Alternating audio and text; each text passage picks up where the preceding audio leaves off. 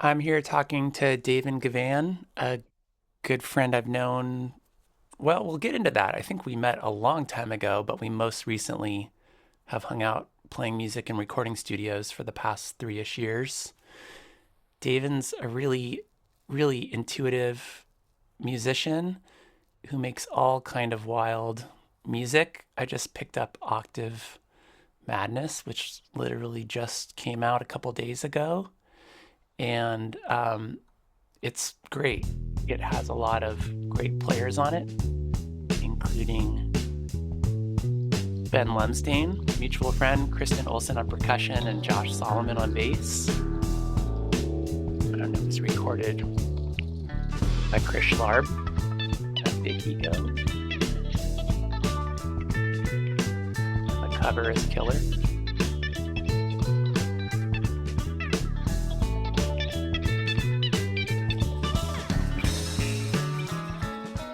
We would listen to the whole thing, but we're here to talk. We're not here to listen, right? Davin, thanks for hanging out with me. Hey Josh, yeah, thanks for having me. Glad to be here. I was kind of looking, I'll stop sharing the screen in a second, but I was looking at um, some of these releases, and it looked to me like you kind of took on like the detangler moniker. In Is that like 2012? Is that roughly true? Actually, 2009 is when I came up with it, Okay. and I put some things out, or like EP under the radar. I think it was before I knew about Bandcamp or had a page, but yeah, there are a couple things I did, and then yeah, that one, 2012, was the first thing I recorded on Tascam 388. Well, Mm. second second album I recorded on there. There is actually a Davin Givhan Bandcamp page, which has my first album I from was looking at that. 2007. I was looking at that one before and listening to Yeah, it, and it was great. I mean, it's yeah, crazy to think that's like a 20-year-old, basically a 20-year it, old album. Was that like yeah, your first? Was that kind of your first bigger sort of attempt at making a yeah, solo record? yeah, exactly. Okay, Yeah, yeah. I was, I was had some big Elliott Smith vibge going through Elliott my Smith mind, energy. I and could hear that a little bit when I listened. Yeah, yeah, yeah. yeah, Was uh, that post college-ish for you, or I don't know your age exactly, but yeah, were you coming out of school? yeah. I mean, I finished college a couple years late, but 2005 is when I was basically done. But also, yeah, that was the first year I put out solo music where I was singing and writing the songs by myself. Or maybe, yeah, I think early 2005, yeah. So, because I just discovered like Elliott Smith in '03. Yeah. Prior to that, I was into some other indie singer-songwriters, but they're more like band, like Blonde Redhead kind of stuff. And Mm. before that, I only listened to shreddy, prog, metal, jazz, and I had no desire to sing, We kind just of to share play. we kind of share that in different ways, but similar. Like I remember being a guitar player by identity from for me like roughly age 14 when I started to really get into it ish. I'm just being maybe we have a similar trajectory, I don't know. You know, like high school, junior high, you get the taste or whatever. And then I was definitely like guitar player identity all the way until late college for me. So maybe 2021. And somebody was like really into the Beatles. And that's when Elliott Smith um, hit the scene a little bit. And that's when I could, and then tried to start singing. And so like my business card changed, you know, is that Yeah, similar for yeah, you? yeah. Pretty similar actually, because my high school girlfriend, her and her dad were the hardest core Beatles fans, that I had ever met. And prior to that, even when we first started dating, I was just like, I listened to other kinds of music. The Beatles are those TV guys, and Yeah, I've heard like three that's of their songs, yeah, and they just bop around strumming chords. kind of But annoying. then, Yeah. but then, being being just listening to it over and over again, of course, I was like, oh, Wait a minute. I changed my story. These songs are incredible. And then just a couple years after my own Beatlemania, I heard Elliott Smith, and I was like, what? This is obviously a Beatles offshoot, Yeah. but with like dark kind of Oh yeah. mystery. Yeah. So it just went straight to my brain stem. Did you have to I'm always fascinated with like musical rabbit holes, or musical obsessions at different ages and times in life. Like you're talking Yeah, about an Elliott Smith obsession, and then maybe before that, a shred obsession or Metallica. I know is important to you. Do yeah. you remember, or can you talk about the feeling of when the moments where you start to feel like you need to shed the obsession, the moments where you feel like you know what I mean, you've like done it. And Where you're when so it's over. yeah, like Yeah, what? Talk about those feelings, like maybe Metallica. Like yeah. What's it? I mean, take us on that journey a little bit, and then tell me about when you started to like be like, I gotta. Was it like I gotta get rid of this, or was it more like I'm just done? I'm interested in new stuff, or what? Yeah. Yeah, I think in general, and I still have those obsessions. That's kind of Mm-hmm. what keeps me going. It's just different music. But yeah, with Metallica, it was like actually introduced to it at age 8, or I think I was 8 at some kid played one on the piano, do do do do, Oh, and sweet. another kid was like, "Oh, that's one," and I was like, "What are they talking about?" What is that? Yeah. And uh, I just asked my dad to buy me a Metallica single of that song Hmm. at the record store on cassette, though, of course. This was 1989, I believe. Yeah. Anyway, I heard it and I hated it. I was like, ugh, Yeah. no thanks. Too like aggressive. I But mean, if you got the piano version first, right? So was it just too much or something? I think it's too much. But Yeah. by that point, basically the first music that I loved was Run DMC, Raising Hell. I didn't know about albums before that. Yeah. And I was like, oh, it's on a tape? Give me that, please, Mom. Yeah. She got it for me. I think I played that until it broke. And then a cousin gave me Guns N' Roses' Appetite for Destruction. I think I fell into an obsession without knowing. I Yeah. might have been singing guitar solos just because it was part of the music. I had no desire to play music. I was just loved that sound somehow. Yeah. But from Guns N' Roses and like U2 to Metallica 1, it was way too big of a jump somehow. But Hmm. like I could see. 1 year, Yeah. at like 1.5 years later, I started hanging out with some cousins on my mom's side Hmm. who I previously didn't care about, but then they had dirt bikes in the summer. So I was like, I love these guys. Right. I'm obsessed with them.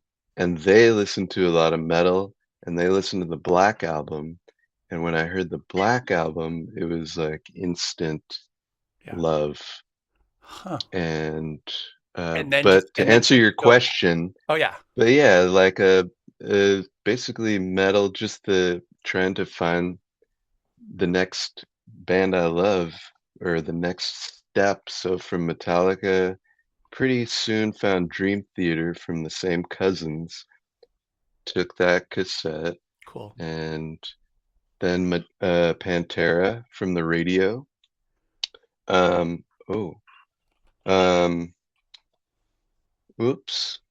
Uh-oh. I lost myself. I still What see did I you. do? Okay. Anyway, I'll figure out my own screen. But the end of the obsession, it's like not my call. They just put out worse music as time went on. Of like That's Metallica, right? Like post, would yeah, you say they post Black Album sort of?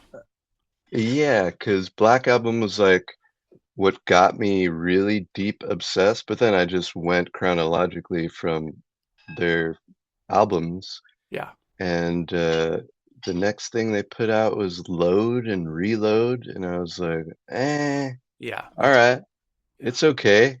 I bought it, but Yeah. and then I was by that point I was like, I don't know, older in high school. I was in a ska band, Cool.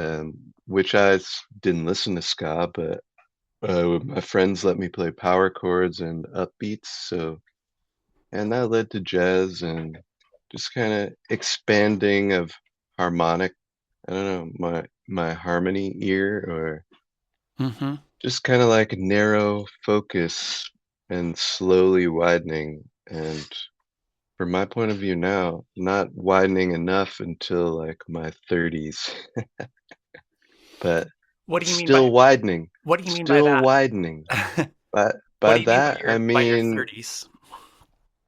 um, I just, even though I liked other kinds of music, I was still locked into the guitar playing, like delusion, or that's how I think of it, where it's like, oh no, I guess it's because being in love with those bands, my only goal with playing music was to be in a band. And as soon as I started playing guitar, I was in a band, and Mm-hmm. I've never not been in a band since Mm-hmm. I started playing. And when I was in high school, I was in bands where we were really working hard and like trying to do stuff to make us money and like be professional. And then after high school, I was in a band with people who were just like obsessed with making it Yeah. and like record labels, very LA stuff. Mm-hmm. And I basically, yeah, kind of that all my focus was there, but I still listened to lots of different music. I just was like, yeah, well, I need to just practice soloing and be a band person. That makes sense. So like guitar, it was like music for you up till your 30s. Is this what you're saying? Like music for you maybe up till your 30s was like, yeah, guitar centered band person, like this one pretty narrow road versus just Yes. all that music has to offer in all sorts of Yeah. Yeah, categories. exactly. Because I grew up listening to just whatever is on the radio and Yeah. but I could only you can only be into what your personality is capable of. And Mm-hmm. I guess in hindsight, it's like, oh man, that's not enough. That wasn't enough. But Hmm.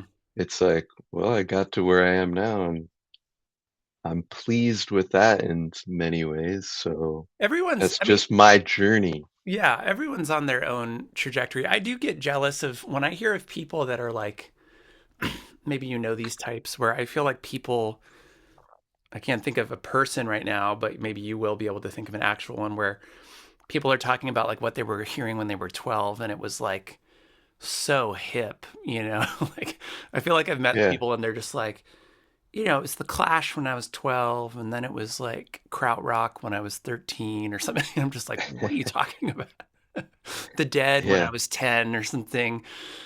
And yeah, I was listening to like Relativity Records when I was 13, Oh, those yeah. releases and like similar like Yeah. What bands were those?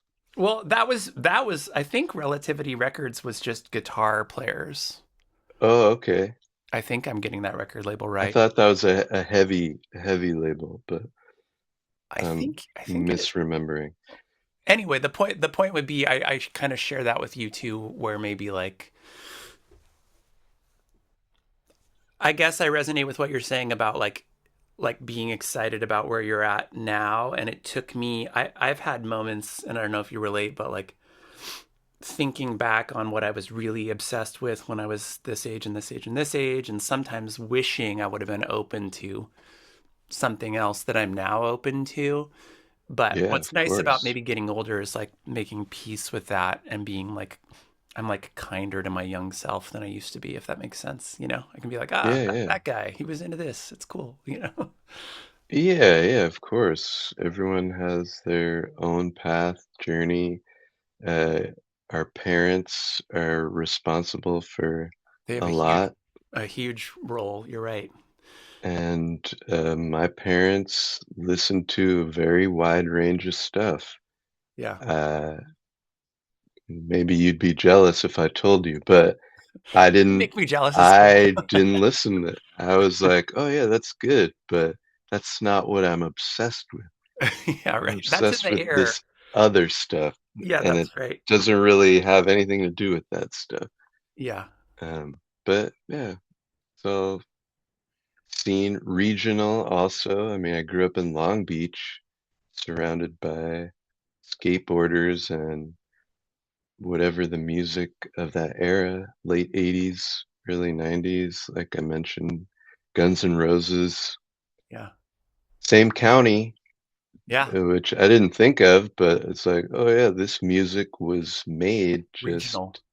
yeah, down the freeway Radio or music. up. I mean, I never thought about this, but like radio music from the 80s, especially 80s and 90s, is LA, like kind of like mostly tons of it is LA music. You know what I mean? Yeah, yeah, Like yeah. huge hits were made Hmm. 20, 30 miles from your house, maybe, right? Or something. Yeah, Huh. yeah, and it's it's nice. But yeah, regions have their sound. I don't remember what my point was or if That's you all asked right. me a question, but That's totally cool. I one thing I dig about your playing and sound, especially your new record, I was just smiling as I listened to it because I can hear you have a really cool way of like I feel like I can hear there's sometimes I can hear somebody make music and you can hear the influences and maybe it's a little too apparent or one dimensional, you know, hmm. but I can hear so many of the things you're into, almost like scanning the dial just in your playing. And your new record is so cool this way because it's like this like it feels like this encyclopedia, but it's not like precious. You're just kind of like I feel like you're like in such a flow when you play and your writing is so cool like and I also love this. I love feeling like when I'm listening to someone's music, I'm like, I know this, but I can't tell you what it is. And what I think I'm realizing is I like know the feeling. And that for me is Ah, way more of a high bar than like, oh, I know this. It sounds like this band, whatever. Like, so you're doing that on this record, and I'm really happy about it. It just thank you, sounds thank you. great. Talk I about really making, appreciate those compliments. yeah, talk Yeah, about making it. I guess this is the first album where I have listened to it a million times and I still like it, which is That's so super cool. rare. Mm-hmm. And but I knew before that it would probably be that way. That's because the album recording came out of the live show, which previously Detangler was I was still writing songs and singing. There were guitar solos, but they were more like pop guitar solos. Even though some of them were wild and crazy, they would only be like in a set spot in the song. Cool. And it was I was coming at the music as a songwriter more than an instrumental player, but so with these songs on the album, I had written some like 2020-ish, Mm-hmm. and then 2022, oh, I gotta back up. I was playing with best friends who I'd started playing in a band with in '05, '05, like right after college. people I Okay. met at Cal Arts. Yeah. And that was like one guy's music, not my music. It was like a friend band, Yeah. cool stuff, but Yeah. basically post rock with like cool drums. Um, but then I guess 2019, I was just like, yeah, I can see that my best friends in my band aren't on the same musical page as me. And Hmm. so I wrote them an email firing them all at once because I never paid them ever. We were friends. I was good to them. Yeah. We, but I was like, yeah, you guys aren't going to be Detangler anymore. I'm going to play with I don't know who, but Yeah. it'll be more jazzy, which I want to improvise more. Basically, that's what I want to do, improvise, play more. And so I just asked people who I met in LA randomly, but got a vibe like, oh, this person, Ben Lumsdane, who you know, Hmm. when you play with him, you're like, oh, This is this fun. guy's this Yep. guy's like a really excellent drummer. Yep. And like just slightly above most good drummers. I mean, not just slightly above, but that's the feeling you get when you play with Yeah. someone like that. For Yep. those who don't know, it's like, That's a good way to put I it. can like, I feel like free. Like I'm more free. I don't have to think about like someone else's parts or whatever. He has But like a point of view when he plays. You know what I mean? yeah, He has a yeah. yeah, he has a point of view. Yeah. And he'll make statements that are strong, That's and right. that affect the music positively pretty much always. That's Um, cool. so anyway, Hmm. I met Ben catering. Oh yeah. We both worked at a restaurant, and he walked by me. He was a cook, and I was a caterer, and Oh wow. he was wearing a Longmont Potion Castle t-shirt, which is like this crank collar guy that band people listen to on tour. I said, cool shirt. He was like, oh, thanks. I said, oh, you play music? He was like, yeah, I'm a drummer. I was like, all right, cool. I'm Davin. Awesome. Uh, what's your Instagram? And I was like, oh, here we go. Another musician in LA working at a restaurant. But Yeah. then I went to his Instagram and saw that he had been doing stuff with Jeff Parker. So I instantly changed my mind and Yeah. was like, oh, I already know this guy's good and I haven't even heard him play. Did he know Chris So too? Did he know Chris Chris Schlarb? Cohen. Or no, Chris Schlarb. Oh, Chris Schlarb, sorry. Um, no, I don't think it, maybe at that point he had just met Schlarb or Okay. I don't know, it was very close timing, but Yeah, yeah. because he had just come from Indiana, Anna. That's Ben right. did. Yeah. But anyway, so eventually I was like, oh, I want to play a show, a whole new band and different kind of songs. I'm gonna Yeah. play more longer solos. Ask Ben, ask Josh Solomon, who I met when he we played a show together in the old Detangler. He was opening. His band's like very his band's called Young Lovers, and they're Yeah. just it's kind of like emo soundscapes, very cool vibes, but it's not like hearing that wouldn't make me say like, oh yeah, let me get that bass player. He's funky and like Yeah. knows how to jam is but once I came to know Josh, I was like, oh yeah, he's like me. He's like Ben. He likes all this different music So he's got a and whole he's side to him that fits for your thing. yeah, yeah. So I found these people who and we played and it went great. Better than I could have imagined. I was like, all Cool. right, well I picked the right people. Let Yeah. me try and play with them. Like one more show we played and Ben said, oh, I have a friend, Kristen, who plays percussion. We went to Indiana together. She might sound good in the band. I was like, yep, add her. And Nice.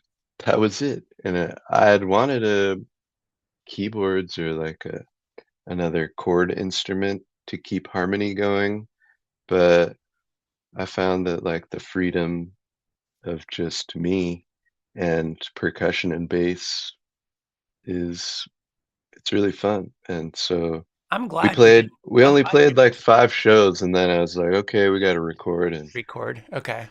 I'm try glad and you didn't. document I'm this. glad you didn't didn't put keys in here too, because it's got a certain like, and I guess there is synth, right? You added some synth here and there, Yeah, little but bits. it's not like it's not a quartet of. I mean, I know Oh, there's yeah. percussion, but it's not like a quartet of melodic instruments or whatever. And I noticed that when I was listening too, that it's super. It it reminds me of like I guess it. I mean, it doesn't really remind me of anything specific, like I said, but I keep thinking about Michael Sembello. Is that his last name? Oh, yeah, the dude who played in Stevie Wonder's. Like Contusion, that song. Yeah, I listened to that recently for the first time in years and was blown away again. Yeah, that music, or just like it reminds me of this, but then it also weirdly reminds me of some of these Sonny Rollins records I've been listening to lately that are either chordless or have Jim Hall or something. Basically, it sounds like a bit of a Hmm. high wire act because and it doesn't. There's not the net. If you had a keyboard instrument, you've got this like net. You know what I mean? Hmm. You did a really good job at like you're saying. You keep saying free, and I can hear how free you feel when you. Thank you. Yeah, yeah, I think it's comes across in the playing, and I described in the album introduction on Bandcamp that in the studio, well, pretty close to the session, I finished the Kenny Werner book, Effortless Mastery, which Yes. lots of musicians read. Yeah. And it's kind of, he's an improviser, so he's kind of Yep. coming from that realm, uh, but it applies in, I think, different situations.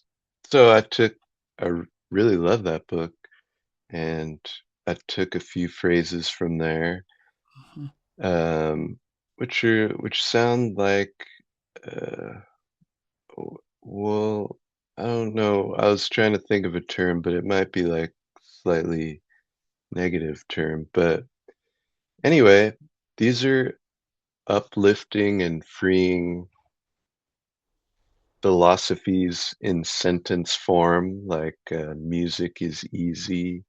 There are Yeah. no wrong notes. Right.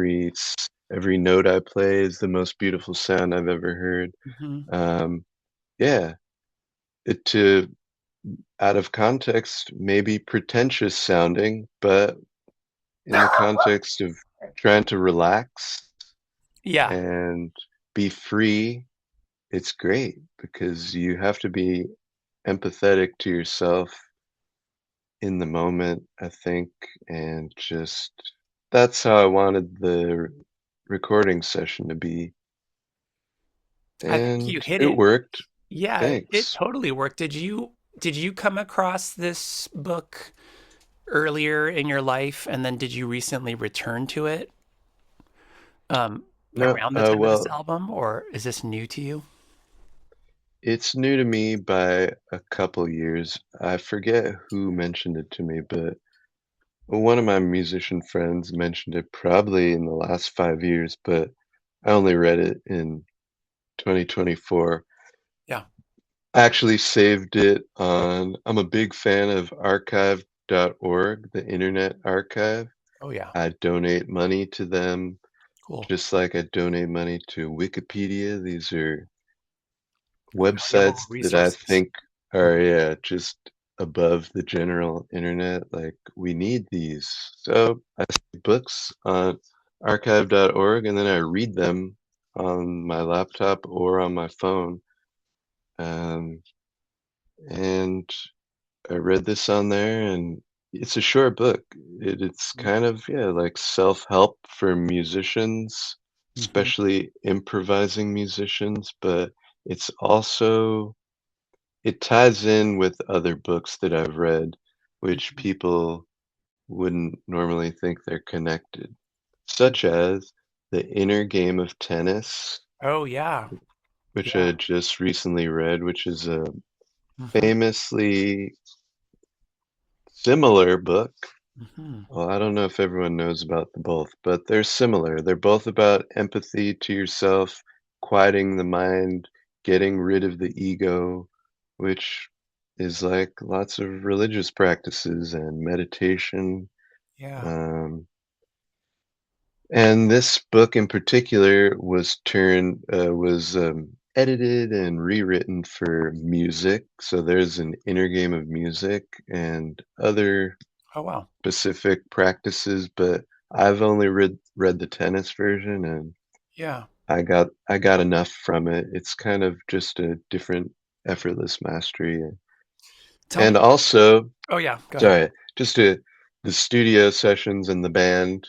I only really listened to Alan Holdsworth in bits and pieces because when I first heard it, it was too much. It's too Yeah. much for my mind. I would only be like, oh yeah, this song. And then during the pandemic, I listened to a couple albums and was like, oh yeah, I want to learn this song. And then I would read about him. I watched one of his instructional videos, and he's hilarious. Yeah. He's like, I don't even like the guitar really for me. He's The like Beetle. Yeah. he's like the seventh Beatle Yeah. That's right. who's from the upside down. That's He's right. like, oh, uh, he used to ride his bike That's in right. Costa Mesa of all places. Like, Dude, he's what? also a North County, San Diego guy too. He was living near where I grew up, and he'd go to the pub and have a beer, and he was just a funny cat. Yeah. Yeah, I mean, you could tell by his music that he's just a different brain. But then the fact that he's like, I prefer saxophone. I like, I wanted to play saxophone, so I just kind of played like that on guitar. Mm, I identify with that mm, thought and that feeling. And I'm sure lots of other instrumentalists, when you hear like a wind instrument player just yeah. flowing beautifully, and it's not easy, but it sounds so just effortless, Mm, effortless mastery. mm, So, mm. um, but my point is, I heard Holdsworth say that when he was in Tony Williams' band, Lifetime band, which I also love, but haven't listened to everything, Tony Williams learned from Miles Davis, just like, I don't tell my band what to play. Yeah. Like I'll say like some chords here and there. This goes here, but don't tell them what to play. And Alan said, I do that with my band. Oh, And wow. so I said, that's what I got to do with my band. Because not Mm. only will it end up sounding cooler, but also it's the opposite of what I used to do. It's the opposite of Did you used to being be a, pretty like micromanagey, hands-on, here's the part, play it kind of thing? a sort of more Yeah. like I already recorded it all by Yeah. myself. Yeah. So that's how it goes. Like if you can make it sound better, that's great, but like that's the beat and this is when it changes to that part. Yeah. Yeah. But now with this music, I'm like, well, we play the verse which has this beat. Basically the whole song is that or whatever the songwriter part of my songs have their rhythms. Mm. And then when I start soloing, I'm like, do whatever you want. Like the Totally. drums can stop. Yeah. I I I originally it was like, oh, do you guys don't want a solo? Like I was trying to make it more of like a jazzy collaborative thing, but I think with these songs in particular, maybe they don't really call up that much from the other musicians, but also they are in their own spot personally. Like Josh is a great funk player. He can play all kinds of stuff, but I don't think he's not like But into playing long solos. Ben, yeah, who is sure. one of the greatest jazz drummers that I've heard, Yeah. he says explicitly no solos. I don't want to play drum solos. See, that's cool. Which is cool, but also if I go see him at a quote unquote jazz gig, he's happy to solo. Yeah. It's just I don't know if he thinks if he puts on a rock hat when he plays in my band, he's like, oh, it's not really swing soloing. It's not, I don't, it's not bad or it's just like, I wonder. I've never been like, hey Ben, how come you don't Right. want to solo? But I think I know. It's 'cause yeah, it's different. It's not jazz. It's kind of sounds like rock, and he doesn't want to maybe venture into overdone territory. Right, right. I think your record is notable and interesting because there is like a there's not a tradition, but it's like there is a small handful, and Holdsworth's maybe feels like this, of instrumental music records. Like I would call your, and I know you sing too, but like records that feel like, even if it's instrumental, it's from a songwriterly perspective. And so you're not going around with everybody taking a chorus. And so Yeah. just with like the synth comment or the keyboard comment, I also noticed as I listened to this new record that not everybody's blowing on every tune. And Yeah. that makes it, for me, my money, it makes it way cooler because Mm-hmm. once everybody starts blowing, it is a jazz record Yes, more yes. clearly. And the Yeah. fact that you didn't do that makes the record like I love I mean, maybe if I think back to shred guitar or whatever, like those songs sometimes had drum solos or bass solos, but often they were like pop music in a weird way where it was like the lead Mm-hmm. part and then the solo and then a thing and then the lead out. It was like a pop song, but it just was instrumental. And I Yeah. felt that, and so that's what also made it seamless when you were singing or weren't. Like it's also a cool record because I almost like am not, I think sometimes if people go instrumental and then a couple songs with singing, it can get a little identity crisisy because it's like, wait, are you a songwriter or are you an instrumentalist? But what I loved Mm-hmm. about your album as well is that when you started singing, it's just like, yes, this is part of the music. It's not like I'm not like tracking, like, oh, dude Mm-hmm. singing now, uh-oh, or Mm-hmm. whatever, Yeah, or yeah. or uh-oh, instrumental. It just feels like you're super holistic as a musician, man. It's so inspiring. Thank you. That's very high compliments, and I appreciate them, and I Yeah. appreciate your insights, which reveal things that I don't think about.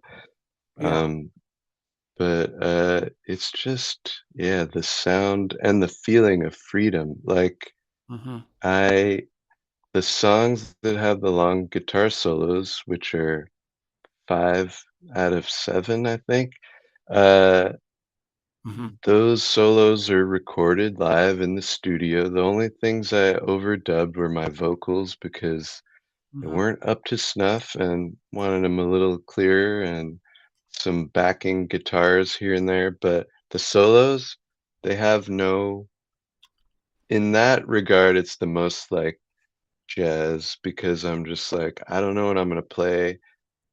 Depending on the song, I want to create an arc, which is very much like a jazz solo and even a rock solo, but a rock solo always has this much time and always goes like this. Yeah, it goes one It never direction. Yeah. it never goes like you start Yeah. big and you end weak. Yeah. It Yeah. always goes this way. And so my solos for whatever song, they have no, I want them to go like this. That's the goal. Cool. To have a peak, which I hear in like John Coltrane, Miles Davis, whoever, Alan Holdsworth, maybe. Um, there's an arc, and it's like an energy emotion arc. That's Yeah. all I want. It it can go like this, but at some point it has to go here, and then pretty soon after the denouement, and Hmm. then the ending. And sometimes, even on this record, on the song B Ring Peaks Bring Peace, I Oh yeah. think at the end, I come back in and play the intro, and Ben, the drummer, just like ends the song, and I was like, in the moment, I still remember I was a little just like at first I was like, why? Yeah. Why are you ending it? Yeah. And then I kind of like went along with it. And as soon as I listened back to it, I was like, Ben knows exactly where the endings should go. And he's done it live too, because That's cool. I'll keep going or I'll get to a point where there's like, oh, maybe it's an ending, opening to an end, but then I'll just ramp it back up and there's 2 more minutes of soloing or something. Hmm. It's just listening and feeling in the moment. That's Mm. all I want. And I knew I knew quickly that this is a better way for me and my personality at this age because when we played the shows, instantly people who were there like, oh, like, oh, oh, like a different reaction, Yeah. different reactions. Yeah. Like, oh, wow. And I know that if those people at the concert were listening on their phone, they might skip if they had a chance at some point early. But when you're in the venue and you're trapped, you have to go on the journey, Right. which Yeah. probably makes you appreciate it more. And Sure. by the end, you're like, if it's done well, then it feels Mm. pretty cool Mm. because I experienced that at concerts, and that's why I go to concerts. I'm like, oh, Yeah. yes, You're looking for that oh, they thrill. did it. Hmm. Yeah, That's the right. thrill. Yeah. And yeah, the way I play guitar, I have no rules. I love atonal free jazz. Yeah. On this record, I don't really go there just because that wasn't what I was feeling in the moment on these songs. In a live setting, I might, um, but also I do have some guardrails built in. It's like I'm not going to play for 30 minutes. It's not like it won't be like Grateful Dead thing because I I have to feel inspired, and if I don't, I'll be like, all right, Well, the ramp beautiful it part about it down, too is you have play the the next format. song. No, you also have the format, Yeah. right? You have the vinyl record of this, which is coming in the Hmm. mail to me shortly, and I'm excited to play it in my house for my family. Oh But yeah, that's a awesome. beautiful part of it too, right? Is that like you knew, I would assume you kind of knew in the back of your mind when you were recording that it would probably go to a format and you weren't aiming for a double vinyl. So there's sort of a nice built-in limitation, right? It's true. Yes, I had a definitely. question earlier because we were talking about tennis, and I don't want to forget it. It's always dicey to like do metaphors across, from over here into music or whatever. But I have to ask, since you do play tennis, because I've been thinking a lot about sports and music sort of in a weird way. And I guess my question really is, are there specific things you think about or specific things you do or experience when you're playing tennis that are informing your practice as a musician, that you're learning from, maybe like that conversation across from tennis to music? What did that spark for you? Yeah, interesting question. Thank you.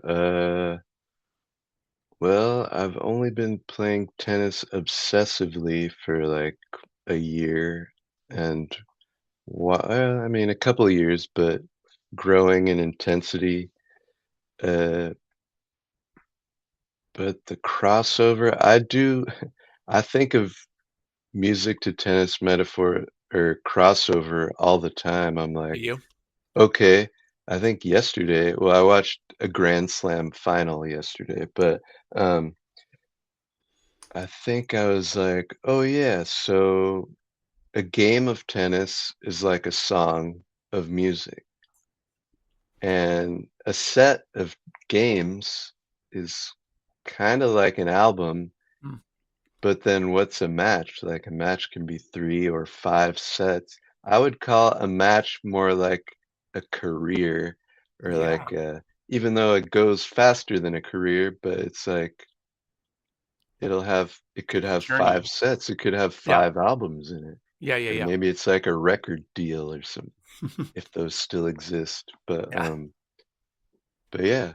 So I think of that, but then in the game, it's more of like a challenge for me. Like music, I guess my body and mind are such that when I was a kid, I would do try to do certain things, and certain things like I could do pretty quick, like fast learner, Hmm. riding bikes. Like, oh, started riding a bike when I was very young and immediately went to like tricks and daredevil stuff. Got it. Skateboarding, I started young and I was pretty good. So if I try something just randomly and I'm like, oh, I have some good feeling about this, then I'll just want to keep. Push it. Is that what you're doing Yeah, with it's tennis just, right now? Like you've been playing for a year or two, kind of, and did you yeah, feel like that obsessive interest yeah. coming out that was Oh, yeah. I biking, mean, skating, and music? Yeah. oh, yeah. It's just the same. It's just the same. But it's different in learning how, like, oh, it's just different muscles. Yeah. My mind, I like to break things down to their bare essentials, which is both negative and positive. It's common among minds, but I do it in a hardcore way. What's the So, negative side of doing that? And then tell me about the positive they, way. well, the negative is you might be minimizing getting rid of nuance. Like in this case, I thought of it because I'm like, oh, tennis and music are muscle memory. Like basically break them down. What it what you need to do is consistently work these muscles to Got do it. this Got specific it. thing. You can always turn your brain And off, weirdly. Yeah. I got it. yeah, yeah. And so that's where I'm like, oh yeah, why is tennis so hard? And most of the comparing I do between the two are like, okay, go back, like you're watching pros on TV, they're young. Like, what were you doing in music at that age? I was carrying a guitar around everywhere I went, and when I got to where I was going, like my mom's house, I started doing technique practice that I learned from John Petrucci DVDs or like Yeah. Yeah. jazz books, and that's mostly what I did from like teenage to early 20s. I was kind of in a weird musical, like I was in bands, but technique. I was obsessed with technique, Yeah. which may come out in my playing now. Like I can do a lot of tricky stuff, but I don't really play like a classical musician or anything. Anyway, in tennis, it's technique. It's like, oh yeah, to play what I play now, and even to play easier sounding songs by other songwriters, I have to rely on 3 decades Yeah. of technique practice. Yeah. And I'm still practicing technique every day, almost, for guitar. Hmm. And the thing that came in between guitar and tennis is piano. So Hmm. piano is my third obsession. Mhm. And piano started in 2020 because of the pandemic and lockdown and getting unemployment checks for sitting at home, which is bizarre, but I used it to buy gear and I played Bach every day, like every single day. Wow. And it was so sad in the beginning, but the way to get out of that sadness for me is to go back to where I played my first minor scale Mhm. from a guitar book. And I was like, how will this ever sound like music? Yeah. But I already knew consistency, Yeah. Just just like do showing it, up. just do it, Yeah. do it, Yeah. do it. It doesn't have to be 5 hours a day. It just has to be every day. Hmm. So now on piano, I'm sort of beyond the technique phase, which is great. That's It's in, so cool. and I just like in 2020, I was thinking, what's it gonna feel like to not be afraid of the black keys? Like just to play everywhere Cool. like I do on guitar. And so I'm really happy that I got there. But with tennis, I'm kind of in like the very beginning Man, where the I'm fact like, that oh, I got the gear, I got the yeah, body style, yeah, I'm yeah, doing yeah. core exercises, Yeah. so I'm fit enough to attempt it, Yeah. but it's still just it's such a mental just You're in the grind. beginning stages, but the inspiring part about Yeah, it to me, and I guess people of all like ages pick up new stuff all the time, but yeah, I'm hit as time goes on. Like when you do pick up a new thing as you get older, you have to be cool with being you have to be okay with being a beginner basically. And yeah, that's not for everybody. I just started exercise. Basically, there's like a place that has like classes and it's kind of like yoga slash, but it's not just yoga. It's like kind of, you're like dripping in sweat at the end of an hour type of stuff. You know what I mean? oh yeah, And you're just getting beat up basically. And yeah, I haven't been in, I haven't put myself in that situation ever really. And it's crazy what it's doing to my thoughts and my brain. It's like, so, it feels like this mix of so good for me and and you might feel this with tennis, like you're so charged up by just doing something new. And for me, I need to like hang in there because I'm like the worst person in the class, you know. It's not and it's only a competition against myself, whatever, you know what I mean? yeah, But just like tennis. it's an amazing feeling, I guess, to like go there at I guess I think about my age for some reason. Like I kind of want to keep putting myself into these uncomfortable situations.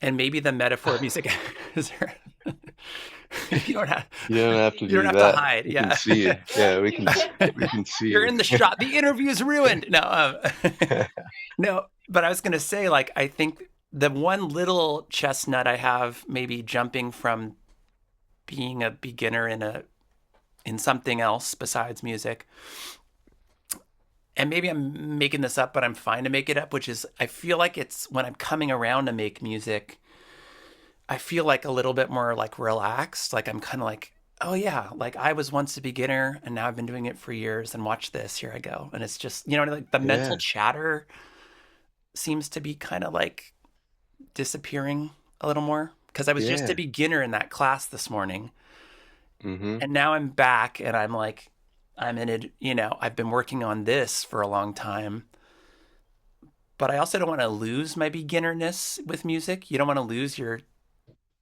Oh, touch yeah. with like what you, maybe that's what you're talking about nuance. Like you want to write music you like and care about, and that doesn't take technique necessarily. That takes No. being in touch with your, you know, yourself without the chatter. So the effortless mastery stuff is like very cool that you're like tuning into that. And it's very cool you're playing. Sounds like on from my outsider view, you're such a great musician and artist because you're like, you seem to be holding these things in a balance of the technique, the heavy like crunch time, wake up every day like boot camp stuff, and then the playful like exploration stuff. And you're doing both. And that's like such a high ideal if you think about it. It's so inspiring, man. You're an inspiring person. Thank you. Thank you. Yeah. Very high compliments. But yeah, that's you pretty much got it. That's kind of what I think about. Yeah, I and it's beyond music too. Right. I kind of grew up being funny. I've only been a professional comedy writer for small amounts of time, but being funny is like the first thing I was good at, like Oh, before, really? like Really? after walking. Oh, wow. I don't know why. You were like I don't, class clown or family clown kind of class clown guy, like joke family, teller. Yeah. but in school, no, different in school. Like it's just like didn't Interesting. want to be the class clown, but if two friends, like two best friends, like You would be the guy. I would be the funny guy. Got it. Um, but it depended on the class too. Sure, But sure. My point was like I love the highest humor, like a- any humor books. I love the highest high and the lowest of low. So like Mm. in visual art, what's that like? I don't know, Western Picasso style or photorealism plus just what the person who's just making junk or Like, are we talking stuff in like their front yard. Mad Magazine, etc. as well? Or are we talking more Uh, like junk sculpture, like sort of like maybe I gone too far. Maybe I lost my own train of thought. I do have matcha caffeine brain, so um I mean, I but think I'm I just following. like yeah, I like the playfulness, which is like childhood, and I Hmm. like Yeah. seriousness, which is like philosophy. Yeah. And the Yeah. middle stuff is okay, but I tend to go I Extremes kind just of go to those in my personality first, and then the middle stuff, maybe some of that, but works it's just itself like out. Yeah. childhood plus, yeah, plus like Western history of philosophy or Mhm. I knew I found it cool. I mean, I think we've recorded a bunch of random stuff, but like recording with you and Ben on some random music, I had the feeling you were talking about your band. And when we've recorded sort of trio style or even with somebody else in the room and like kind of flown through songs sort of quickly, I had the thought, I'm like, oh, these are kind of my guys. Like, we're all down for a slightly chaotic situation that's like compressed, like the part of yeah, the game, part of the rules of the game were like, this is all going to go down like pretty fast. And there's this and then there's this and then this happens and let's make a change, like just kind of a lot quick, and you're all so sharp, but you're down for this kind of carnival situation, circus that was really fun. stuff. Yeah, I love recording your music. And I That's was cool. playing bass mostly, Yeah, that's people right. who don't remember. Yeah, But yeah, your songs have a lot of cool changes and harmonies and melodies, and that's cool. you recorded an incredible amount of music in the past few years, Couple years. I and I'm remember you. happy to be on it. I'm happy you're on it too. I remember you said to talk to me about bass too, that you're kind of like a little bit more determined to be playing guitar in Yeah, general. Is that true? yeah, yeah. Well, it's because I've I played guitar only mostly, but then being a singer-songwriter, I would just play bass on my own recordings and Yeah. got better and liked the liked the mindset of the bass player, and eventually I came to think like, oh, I think the bass is kind of the most important instrument in the band, though it's debatable. But then I got in the Chris Cohen band, and he's one of my favorite singer-songwriters, Hmm. and I played bass and sang background vocals with Chris. And to be in that band as a bass player is kind of like your lead bass Like a because Grateful Dead thing a little bit.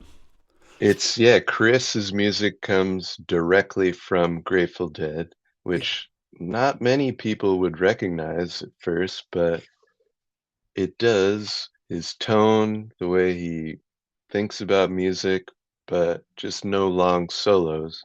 Mm, But the bass playing is kind of noodly, mm. and but they're parts, like they're written, they're composed parts, and I basically played them note for note and sang backgrounds, which is an extreme challenge. Yeah. It's like it's not like playing Van Halen bass and singing. It's just a different thing. Two So that minds was kind of. great. Yeah. Yeah, but Chris has such a following, not super huge, but hardcore fans. Hardcore. He's Yeah. always playing. We toured a lot, and so I was seen mostly as a bass player, which is great for me playing Chris's music. But for me, not playing Chris's music, I don't want to be a bass player. I Yeah. want to be a guitarist. And Yeah. so I had to just make the distinction like, oh yeah, I'll play bass on any recording, but Mm. live bass, no more. Yeah. Done with that. That's cool. And that's fine because I don't, I have good rhythm, but Mm. there are a lot of bass playery things that I can't do. So better to ask the bassist. Yeah. That's But a cool like flag to plant in the ground. I remember when you told me that and I thought I was like hey, impressed by the like because there's some musicians, I mean it's all everybody's in such a different situation, but I do think there's some musicians that can you know just as many as me or more that it's like you suddenly find yourself as a musician basically in a place you don't want to be. And it's probably hmm maybe because you just started falling into wherever people were hiring you, which is totally fine, no hmm shame. But if it's yeah, deep down not for you, not yeah, everybody would be like brave enough to make that choice. Because you, in a weird way, I mean, yeah. I don't know if you agree. In a weird way, you are saying turning down gigs, right? Sort of. Oh yeah, Yeah. yeah, yeah. In some ways, yeah, maybe not super high profile, Yeah. Yeah. but Yeah. like I felt like the more I played with Chris, the more people were like, "Oh yeah, can you play bass on this? Like, play some shows?" Like, I don't remember if anyone asked me to tour playing bass Yeah. other than Chris, but anyway, Yeah. Yeah. the Yeah. whole time I'm thinking like, "Oh, you guys think I'm good at bass, but like I'm like three times better on guitar." Right. But to say that would just, in my mind, it'd be like, "Oh yeah, then how come you're not on stage playing guitar then?" So I'm like, "Oh yeah, good point. Let me do that." Yeah. That's cool. So That's yeah, cool. so yeah, now and since I officially stopped playing bass like a couple of years ago, I guess. Since then, I've done some high profile guitar things, so now wherever my sinister guitar player ego is satiated, but less by that than by putting out albums where I get to play whatever I want, What my do you own have on? music. Yeah. What do you have on? I don't know. Are there any things on the horizon for you that you're cooking up, whether that's gigs with other people or working on new music or anything like that? Yeah, well, regarding this new music, the vinyl will be out July 3rd, and then we'll have a album release concert Oh, on cool. August 5th is the date, and it'll be at a venue called Hello Stranger in downtown LA, Little Tokyo, actually, which I just went to for the first time a couple of nights ago. Nice spot. Cool. But that's a couple months away. I'll be promoting that. Um, and yeah, booking more shows for Detangler. After that is ideal. Um, Hmm. yeah, I play in some other. I'd like to do improvisation gigs in duo format or trio. I saw one of those. I Sometimes, saw you guys yeah, play. yeah, You and yeah, Ben yeah. at You came to me and Ben at Bub and Bubba Grandma's. Grandma's. That's right. That was so cool. And he had kind of like bass, some sort of mono bass Oh yeah, pad thing or whatever. That would be a I love cool that. thing to hear you guys do a day recording. Record. Yeah, Yeah, like exactly. just record it, and then you could pick it apart later or I do whatever. I'd love to. That was Yeah, amazing. Ben and I have done like we got together and did some recording for a couple hours, and I started editing it to try and turn it into other stuff, Mhm. and it's still working on it, just kind of fell off, Chipping away. Yeah. chipping away. But yeah, trying to right now, got my creative juices flowing more than they have been in the past couple months. Lots of voice memos being recorded. The more I play guitar, the more I play a little riff that could be on the next Yeah. album Yeah. or a live gig. So Yeah. just trying to amass ideas to turn into songs, and hopefully in the next few months get back into a studio and do another similar album, but just like Yeah. push it, push the envelope in some other small way. I love it, man. But yeah, just excited, yeah, excited to play and yeah, see you play. It's cool. I definitely, Come to LA. I know. Yeah, that would be cool to come down. I definitely am hit by also knowing that, like I'm doing the back of the napkin math on, I think we're like of a, whatever. What I'm trying to say is like, I've been like kind of messing around with music since I was little, and so have you. And like, Yeah, for me, like 40 years later, give or take, whatever, um, I'm still super into it.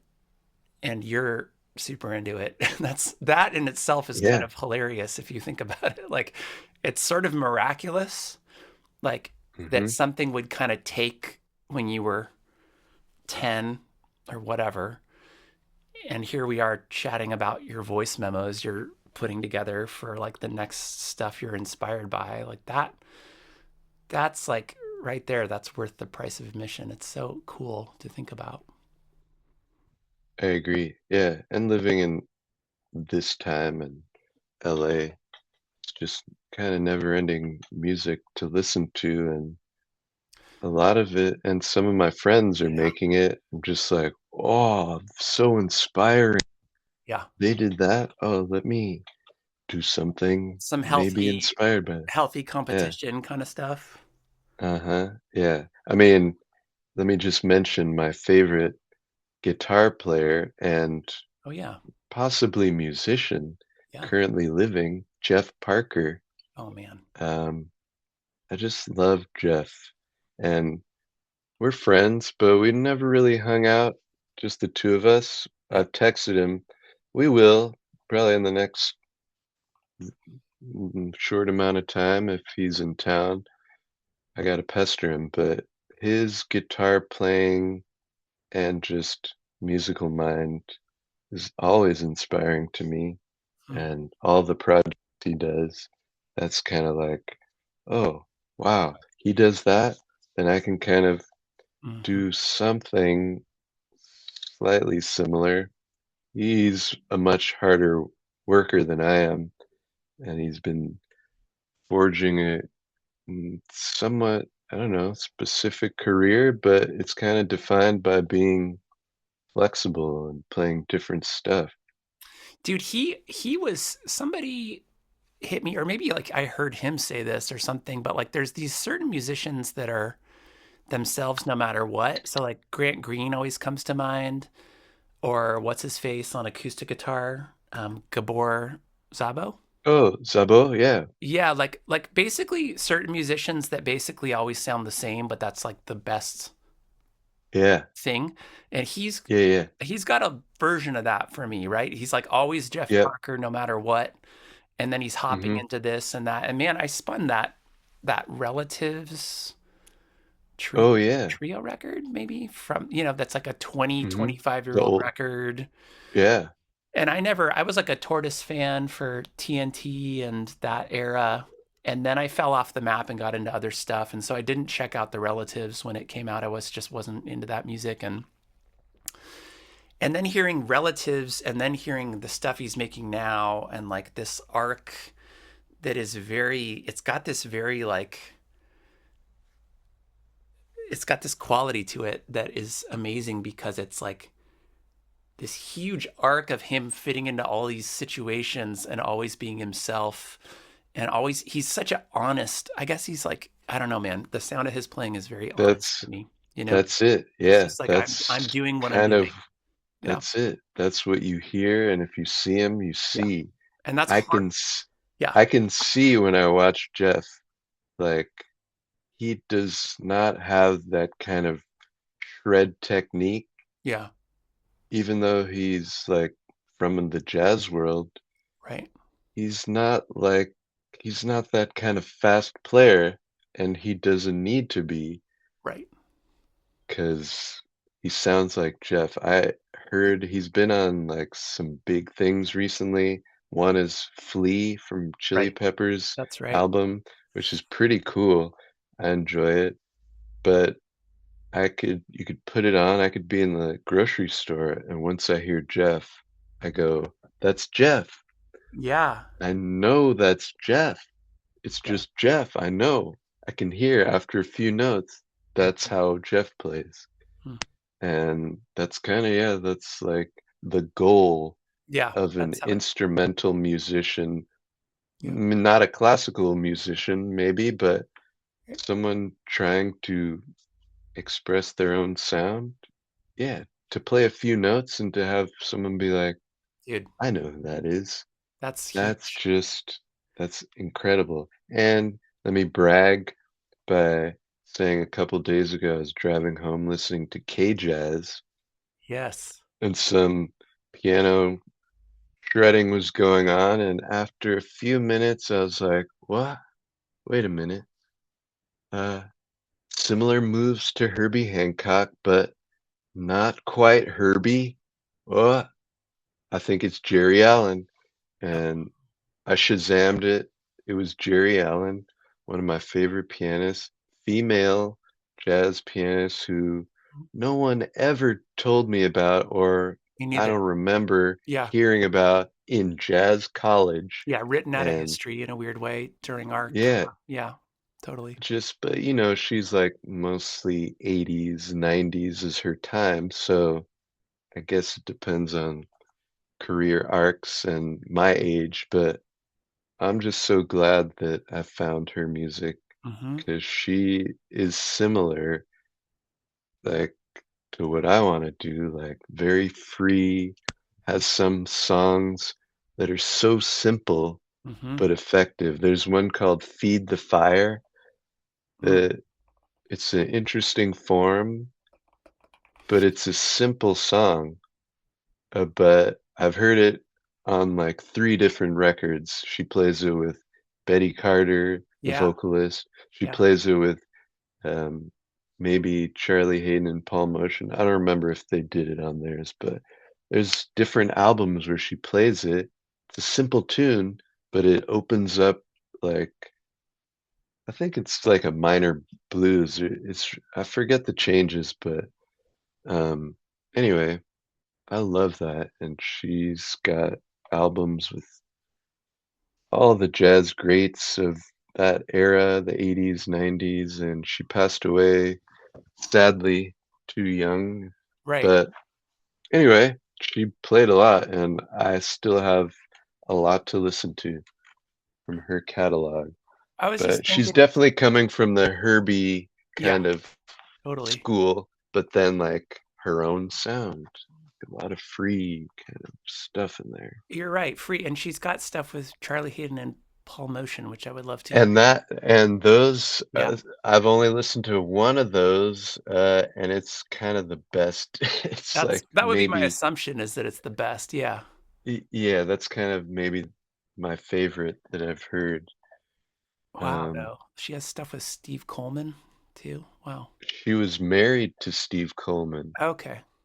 for a short time, but yeah, that one Maroons from '92 I Yeah. have on CD. That Oh one's yeah. cool. It Cool. has a lot of percussion and just very open and free, but cool melodies. But also harmonically, it's like jazz, modern kind of jazz. But Hmm. I don't know. For me, as a younger person, it was easy to get into bebop Hmm. and like the fast kind of follow the changes. But then when it got into more dense kind of 60s and 70s harmony, Hmm. that's where my brain just it couldn't get into it. I needed like a decade or two of listening. Hmm. But once I got into that, now I'm like, oh yeah, Yeah. I love that. And it's kind of like Alan Holdsworth, crazy harmony, Hmm. which I also love. But because for me, the first music that I truly loved and the one album that I think could be buried with me is Michael Jackson's Thriller, which is Yeah. so a lot of people think it's a perfect album, but if you dig deeper, you can see it was kind of just a marketing. It was kind of just like, how do we write songs that will make the most amount of money? Yeah. It was like purely, it was like conjured up perfectly by everyone involved, I mean, and dude, it and went it speaking of, went so much better than anyone could yeah, have thought, and and it speaking came of, out when I was just like 2 or 3, and so I grew up with that. and look at the people, like the people involved on that record. It's just kind of, Yeah, it's you, everyone. yeah, anybody. It's so insane. All the best people that were available. I always forget what's the track toward the end of this song. I think it's on Thriller. Like, Mama say, Mama sa, Mama musa. What's Oh yeah, what is this? that's near the beginning. That's That? bap, bap, bap, doo, doo, doo, Want doo, to be doo. starting Isn't something? that? I Yeah, guess I think that's the first song. Yeah. there's this little like rhythmic thing those background singers do where they like push the second one. You know what I mean? So it's like Mama say, Mama sa, Oh Mama yeah, sa, Mama say, Mama Mama sa, say, Mama Mama sa. sama makusa. Yeah, and Yeah. right. I remember I was like in my 20s at some house party and everybody was partying and blah blah blah and like that was the first time I ever noticed that about that song. Oh yeah. And then it kind Yes. of all hit me in a haze of partying in my 20s like, oh yeah, Quincy Jones was part of this and it's like a big band it's also amongst everything else it's like a TV show arranger big band record. You know what I mean? Yes. Like Yes. it's not just the biggest selling pop music of all time. It's also done by like a hardcore big band writer, Yeah, basically. it's like it's the best of the jazz Yeah, world, sort that's of, right. and the Yeah, pop world coming together. yeah, Um, it's the disco funk world with songwriters like Rod Temperton, who wrote yeah. 3 or 4 of those songs. Hmm. Uh, but I was gonna say with that Mama Say Mama Sa, are you aware that that's stolen? Oh, Uh, wouldn't surprise me. No, is it that's stolen from a? stolen from an African sax singer named Manu Dibango. He has a song called So Makossa, where they say it like the background singers are saying, Mama say, Mama sa, Mama kusa, Wow. Mama say, Mama sa, Mama kusa. Uh, yeah, it's just like, I don't know. Back then it was easier to steal, maybe. I think, I don't know what kind of settlements they came up with, but Yeah. yeah, so it just makes me think like, yeah, Thriller. I grew up thinking Hmm. just beautiful, perfect music, and then I learned a little more and was like, oh yeah, kind of also record label being like, how do we make the most possible money? Quincy Jones being like, yes, we Here's how. must make the perfect arrangements. Here's how. Yes, basically that. Yeah. But my original point was like, now that I can hear all the crazy dense jazz harmonies, Hmm. I can take from that and use just the right amounts for me because Yeah. I can listen to some of that stuff, Alan Holdsworth in particular, and there's just a time where I shut down and Yeah. I don't want to hear it anymore. I'm Yeah. like, all right, man, you Get it. played too many chords already. Yeah. You can play that many chords and not solo so crazy, Yeah. but to do them both for so long, you're gonna lose. Hmm. It's just music for yourself at that point, which is fine, Yeah. but it's like you want people to like you want it to appeal to more people, but that's just how I think. Well, it's like a pop Everyone has system. their own thing. Yeah, Yeah. I I think it's a want it to pop be system. like I want to take those harmonies Yeah. and bring them closer to the pop rock world. That's the thriller move, maybe, right? Is like grab some Hmm. complexity, but just enough for people to be able to handle it and not get alienated. Did you have a Kurt Rosenwinkel moment? Yeah, I did. Yeah. Dude, there's a record. But yeah, I still have. I mean, I love Kurt. Yeah, I seen him live once. Okay. Um, but I was kind of late to the game. I mean, I knew about him in college, post college, but I was just like, yeah, listen to that later. And then when I Yeah. finally did, I was like, oh my God, too good, just too good. Yeah. I got into Enemies of Energy, which is like that first sort of Verve record Mm-hmm. he did. And I realized later that Scott Kinsey is on that Mm-hmm. record, Oh, which is sort of like it never really hit me because Scott Kinsey's such a like Zawinul LA synth guy, and that record is like the Verve New York record in my brain of brains. But dude, this I need to just show you this if you're. I really like kind of like '90s synth type stuff. Do you know? So this is an oh, EP they both made, oh, and I'm just gonna play you oh. a. I think you'll be able to hear this. Can you hear this? Yeah. Check this out. Oh.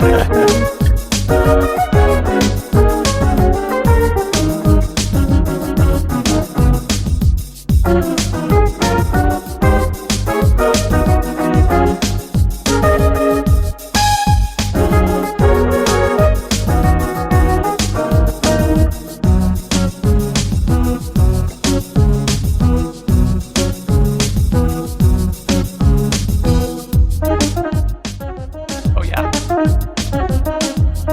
Oh, Okay, I'll let you check that out more. incredible. Thank you. Yeah, when did it?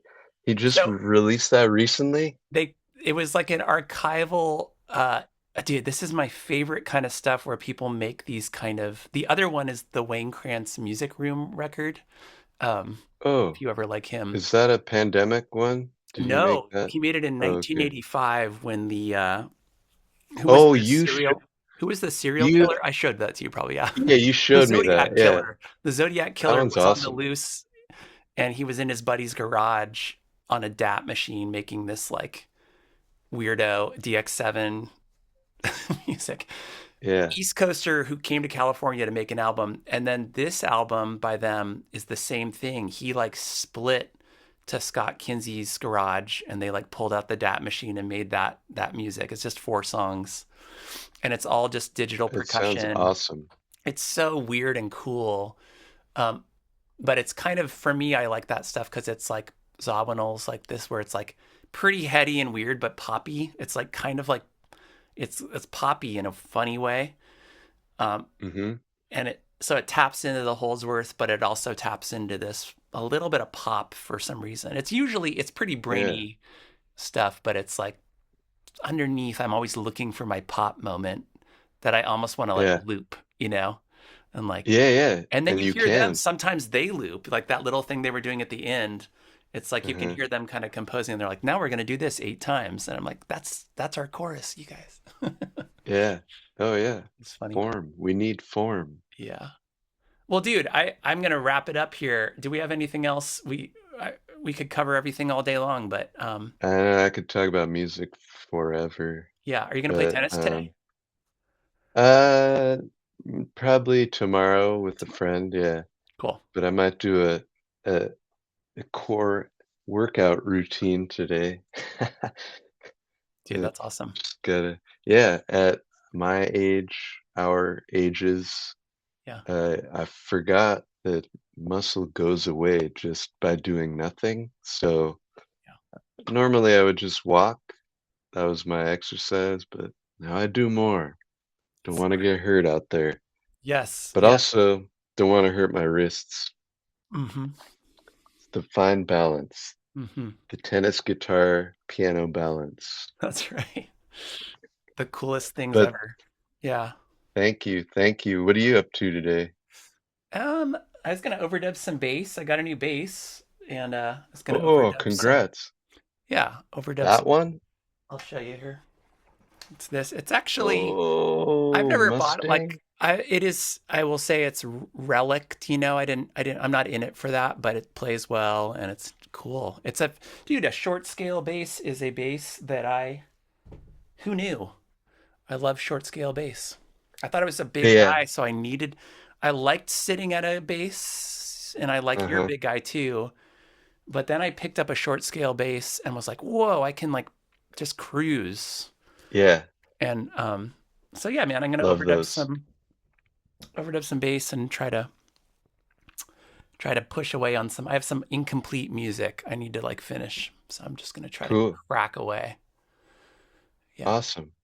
that's the Well, deal. best of luck. Yeah, I Thank you. gotta work on my skills too. Nice, dude. Well, I'm glad we could hang out. Yeah, thanks for having me. It Yeah, was fun. Let me know when you're in town. I Thanks will. for thanks for being a positive music influence and for the honest and thoughtful compliments and insights into my music. Thanks. Appreciate it. Yeah, man.